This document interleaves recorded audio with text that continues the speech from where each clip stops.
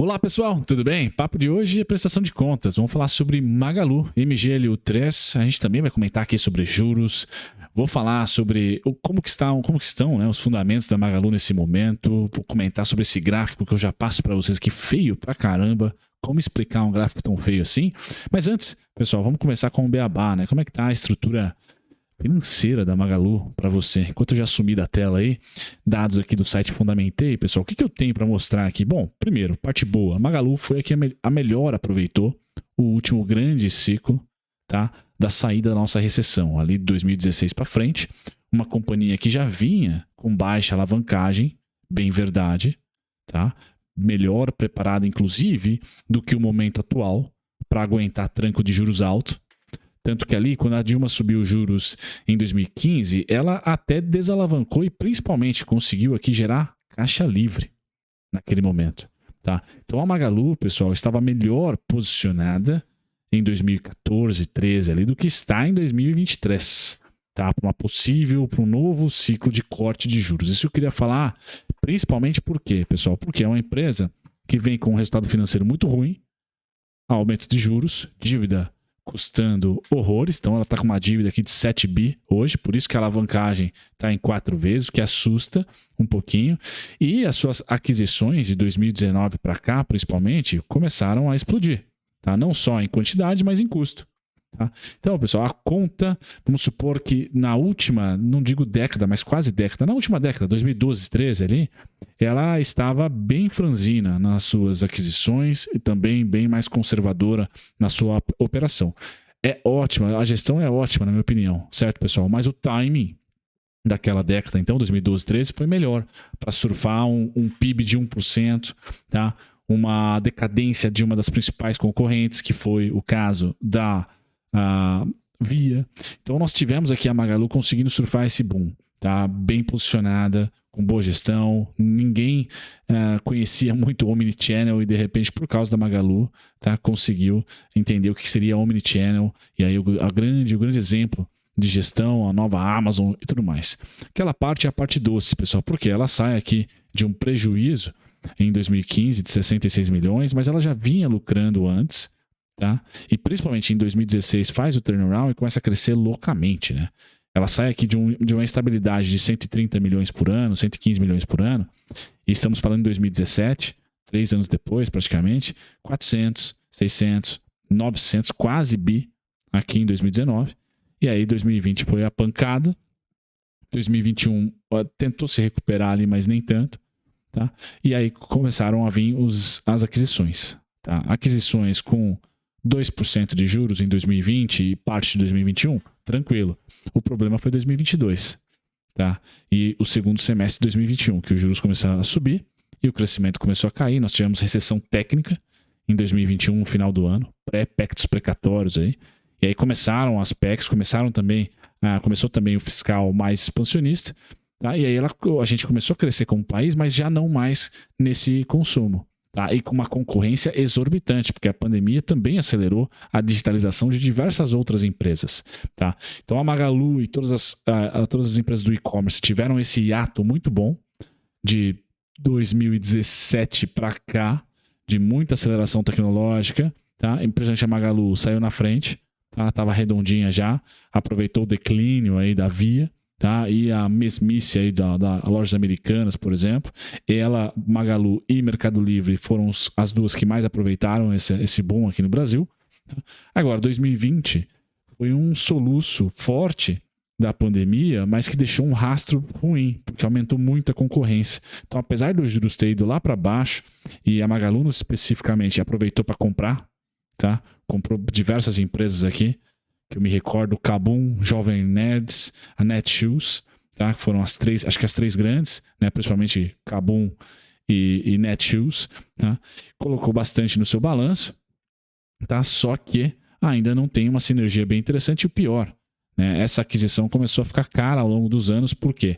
A receita diminuiu devido ao baixo crescimento econômico do país e a mudança de de comportamento, porque começamos a abrir de novo a economia, então o e-commerce perde um pouco do seu charme, mas não só perde o charme pela abertura, reabertura, mas também porque todas as empresas, principalmente os IPOs aí de 2020, foram todos conectados aí com o mercado de e-commerce, diretamente ou indiretamente, e várias empresas que não tinham a parte de internet muito rápida, né, o e-commerce muito ligeiro, olha, correram atrás do prejuízo, porque 2020 forçou todas a fazer isso. Então 2021 já foi muito feio, tá? Porém a empresa em 2021 ainda foi bem lucrativa, né? Quase 600 milhões aqui, tá? Para ela foi lucrativa, só que a gente já via uma pressão de margem, seja pela inflação ou seja pela concorrência, tá? E a alavancagem já começou a surgir muito por causa das aquisições, que quadruplicaram aqui, cresceram 10 vezes, tá? No custo da dívida da companhia. Então hoje é uma empresa que tem um fluxo de caixa negativo, não é para se culpar a gestão, acho que o timing também é muito difícil, né? Era um momento único ali de se aproveitar, foi quando ela cresceu, se aproveitar para fazer aquisições, expandir, etc. E a gente vai ter um ano de 2023 muito difícil para a companhia, sem dúvida nenhuma, tá? Porque a inovação é muito baixa no setor, é mais a calibragem ali, logística e etc. E a concorrência só aumentou. Tá? Então o mercado concorrido com margem baixa, pessoal, tem que aceitar só alavancos. Juros sobe, já vamos para o déficit ou perto disso. E de repente errou uma operação ali ou outra, tá? Fez uma aquisição a mais e pegou um juro subindo, também sofre. Tá? Então essa dívida aqui é o que deve assustar os investidores por mais tempo, não só em 2022, mas também em 2023, como o ano todo. Tá? E há aquela tese, né? Eu pelo menos imagino que, por exemplo, nos Estados Unidos, as FANGs, né, as empresas de tecnologia, eu acho que o grande bull market delas chegou ao fim. Elas vão se recuperar? Vão, mas não vão ser mais aquelas líderes, né, de performance. Acho que um novo segmento de empresas pode surgir, né? Nós estamos aí falando de Google, Microsoft, Amazon, Apple desde 2000. Tá? Então eu vejo que esse setor de e-commerce, pessoal, que teve um boom no Brasil aqui recente, tá? Na gringa já faz um bom tempo, principalmente via Amazon, né? Talvez ele esteja cada vez mais perdendo o fôlego dos touros, tá? E vai dar a sua vez aí para um próximo segmento de mercado, tá? Sei lá, pode ser um metaverso, que seja, não sei, tá? Mas o fato é que cada vez mais competitivo esse segmento. E aqui no Brasil específico nós temos aí quatro grandes players e entrando Shopee, entrando um monte de outro aí, tá? Com aumentando ainda mais, né, a concorrência, ou seja, baixíssima barreira de entrada, né? Então aquelas 5 forças de Porter não deixariam a gente pelo menos ter vida sossegada nesse setor. É um setor bem competitivo, tá? Bom, tende a ficar melhor pro cliente e pior para o acionista. É isso que eu quero dizer. É um setor que concorrência sempre gera melhores produtos e serviços, mas na ótica do investidor a gente quer o oposto, né? Quer ali uma empresa que se diferencie, monopólios, etc., que tenha uma vantagem competitiva. É difícil ver uma grande vantagem competitiva para alguma ação do setor, tá? Acho que Mercado Livre na parte logística, Magalu na parte de gestão ali talvez, ou logisticamente também é interessante, mas essas vantagens elas não têm muita barreira ali. Logo alguém equipara, copia, etc. E por aí vai. Então tem que tomar cuidado com a euforia. Caso a Magalu, eu tenho o preço-alvo lá em 5,80, caso ela vá até os 5,80, eu não vejo vida fácil para ela seguir por lá. Tá? Então esse é o papo fundamentalista. Tá? Agora, o que nós temos para 2023? É o gráfico feio. Pessoal, nós temos a possibilidade, finalmente, tá, de um retorno nos juros a 2015. Tá? Então nós estamos aí fazendo a manutenção, esse é o juros Selic, manutenção dos juros desde agosto. O próximo ciclo a gente torce, é meu cenário base, que é para baixo e não para cima. Tá? Então o ciclo para baixo tende a empurrar o valuation da Magalu para cima, tá? E os preços da Magalu para cima. Tá? E aqui é só um gráfico feio, porque no de baixo aqui, pessoal, é a taxa de juros americana. Tá? E eu puxei esse gráfico dos anos 2000 para cá e frisei, olha, a taxa de juros americana subindo e a nossa caindo, a bolsa sobe. Então nós somos mais sensíveis a Selic e a taxa de juros americana subir não é necessariamente ruim. Tá? Tem um menor peso aqui, mas esse é um vídeo que eu deixo para vocês os cards aqui em cima. Tá? Aproveitem aqui em cima, eu vou deixar o card, é um vídeo bem interessante sobre macro. Tá? Bom, merchan, pessoal, do final de semana é pro Igão, o meu contador, tá? Que está aqui disponibilizando o seu Instagram e o seu WhatsApp vai estar na descrição desse vídeo para vocês que querem acertar a sua contabilidade. O Igão sempre disponível para vocês, muito solícito e é meu contador pessoal. Então deixo aqui Igor _contador, tá? Ele que inclusive estará, tá? Estará compondo aqui 5 aulas no meu curso. Então, o Macro Trader vai ter uma atualização minha esse final de semana, técnica e talvez de valuation também. E o Igão vai compor aqui 5 aulas de contabilidade para vocês aprenderem aí a fazer declarações de maneira mais simples, tá? Então, o curso ganhando valor para vocês, o Macro Trader. Bom, agora a parte que interessa, pessoal, de curtíssimo prazo, né, nas prestações de contas semanais, que eu trago para vocês, curva de juros. Então, a história está rimando devagar, um pouco diferente. Vamos lá contar essa história de novo. Todas as PECs, PEC precatório, PEC benefícios e PEC transição, abriram os juros pra caramba, tá? Vocês estão vendo nas linhas vermelhas. Agora, o pós-PEC aqui dos precatórios teve uns solavancos, tá? Mas fechou. O pós-PEC da eleitoral foi direto, bom, tá? O pós-PEC da transição tá difícil, mas tá indo devagar, mas tá numa ótica de fechamento, tá? Bom, meu cenário base, pessoal, é que nós vamos fechar esses juros até os 12. Tá? Até os 12. Tá? Vai ser difícil no verde aqui. 11,75 e 12. Não vamos passar de lá. Tá? Para a história rimar de fato, certo? Não ser idêntica, porque a PEC da transição foi super rápido, a PEC dos precatórios foi levemente rápida o fechamento.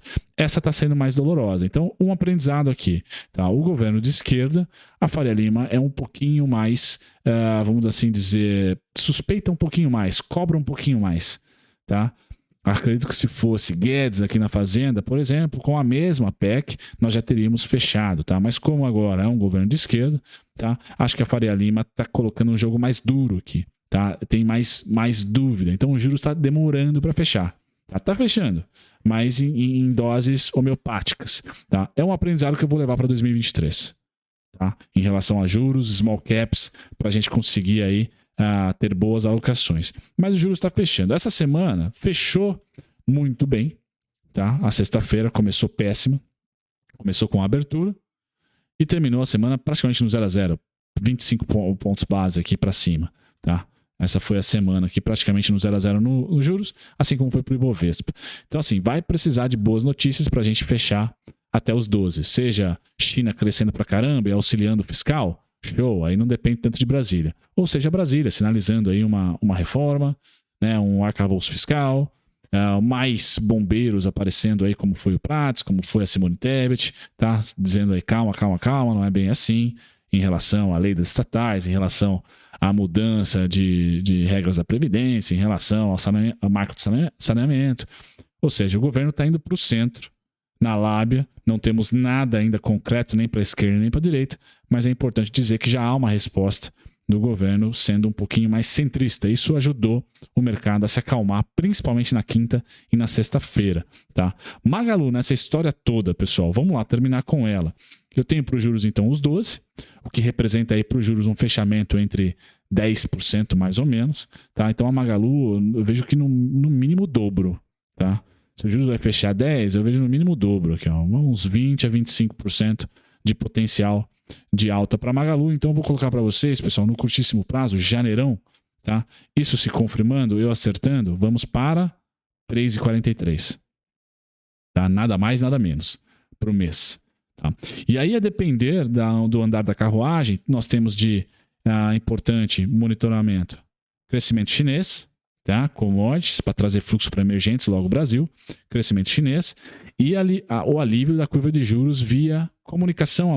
Semana que vem tem um pacote aí das primeiras medidas do governo na parte econômica, então a Haddad vai estar no centro das atenções. Se isso tudo for caminhando para notícias boas, ou pelo menos neutras, eu acredito que os juros continuam fechando, devagar e sempre, mas fechando, tá? E a Magalu vai estar aqui em 3,43. Tá? Esse é o alvo da Magalu. Curtíssimo prazo, tá? Se eu acertar na mosca, até ali o rally do quarto tri e tal, final de janeiro, até o sell em May go away, a gente tende a bater os 5,89. Tá? Ali é meu alvo final, né? Que seria até uma segunda onda aqui, depois da PEC da transição, perdão, da PEC da eleição, seria uma segunda onda. Tá? Eu estaria numa segunda onda, e aí sim, aqui, pessoal, eu vendo call, por exemplo, eu não acho que a gente vai conseguir passar. Por quê? Nossos juros no primeiro tri e no segundo tri, minha visão, não vai ser cortado. Tá? A inflação, na minha visão, não vai ceder o suficiente para a gente já ter narrativa da Faria Lima de corte de juros. Pelo menos até maio. Tá? Então o máximo do movimento vai ser um reteste pré-eleição, que foi ali em 5,14. Estou falando de 5,89, 5,91, 5,68. Certo? Esse é meu cenário base. Errei, pessoal. A gente nem veio para os 3,43. Tá? Para baixo vai ser o sinal? Beleza. Eu tenho aqui vários pedágios. 2,43, 2,36, 2,18, 2,13. Então cuidado. Aqui pode ser ruído. Bater e voltar e subir. Tá? Agora, eu de fato vou errar o cenário base se rompermos o 2,13. Aí meu único alvo está lá em R$1,59. Então eu não tenho interesse dos 2 a 1,60. Tá? Pode varar ali, região de rasgada. Tá? Não tenho interesse em comprar mais, em ter strikes aqui, por exemplo. Não faço questão. Venderia a put aí a partir do momento que os preços estivessem próximos do 1,60. Aí os strikes até podem ser acima, né? 1,70 dentro do dinheiro e tal, para ganhar mais se eu acertar. Ah, mas não nos R$2. Não tem interesse, porque caso ela venha para os 1,60, pessoal, toda essa região aqui, principalmente os 2,45, é alvo. Tá? Então vou ter pouca oscilação aqui, que aí as coisas vão ter azedado, os juros vai estar empinando, tá? E provavelmente uma inflação torta. Semana que vem tem inflação. Dados importantes, pessoal. Precisamos de neutralidade nos dados para ficar cada vez mais otimistas com esse trade do setor de e-commerce, pessoal. Na minha opinião, outros setores, educação, talvez alguma empresa de construção civil como a Ezetec, por exemplo, vão formar fundo em 2023 e vão subir de fato. Já o e-commerce vão ficar bem travados, na minha opinião. Acho que o tempo deles já foi. Tem outros setores mais interessantes aí para se apostar em tendência de alta, realmente, em 2023, caso o corte de juros aconteça. Feito isso, pessoal, um grande abraço. Até o próximo vídeo. Tchau, tchau.